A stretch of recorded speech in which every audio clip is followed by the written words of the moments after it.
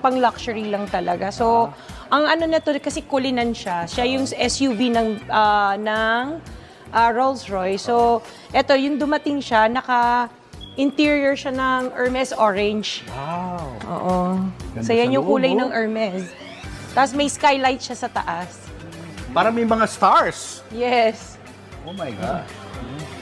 Parang limo, no? Yes. Oo. Tapos ang doors niya pa ganyan. So, pa-open siya pa ganyan din. So, kaya mo to kinuha dahil Kasi ito, may payong, oh. Natutuwa ako sa payong. Paano tuwa ba to? siya sa payong. Ayan. Pero hindi ko pinagagamit tong dahil payong na to. Hindi pwedeng gamitin. Oo, kasi mahal yung payong. Oo. Ayan.